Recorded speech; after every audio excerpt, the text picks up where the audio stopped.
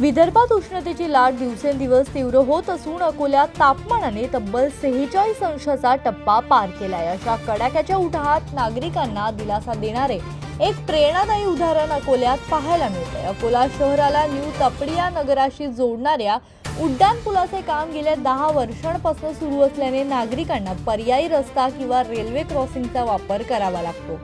मात्र railway gate बंद झाल्यानंतर प्रखर उन्हात बराच वेळ उभे राहण्याची वेळ येते। ही समस्या ओळखून समाजसेवक निलेश देव यांनी आपल्या मित्रांच्या मदतीने दुचाकी चालकांसाठी ग्रीन नेटद्वारे सवलतीची व्यवस्था केली। गेल्या अनेक वर्षांपासून सुरू असलेला हा उपक्रम यंदाही नागरिकांसाठी वरदान ठरत आहे। उष्णतेच्या तडाख्यात गेट उघडण्याची वाट पाहणाऱ्या शेकडो नागरिकांना सवलतीमुळे दिलासा मिळत आहे।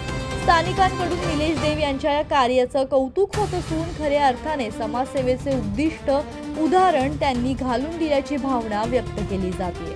गेल्या 10 वर्षापासून धनुश्री आहेत असताना त्यांनी पहिल्यांदा 2012 मध्ये ही सावली उपक्रम सुरू केला।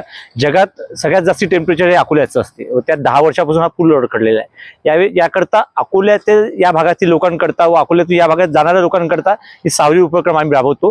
हिरवी नेट आम्ही दर 10 वर्षापासून बांधतो आहे, जेणेकरून लोकांना 15-15, 20-20 मिनिटं जेव्हा इथे थांबावं लागते त्यांनाही थोडासा आधार व्हावा याकरता ही सावली उपक्रम आम्ही राबवतोय।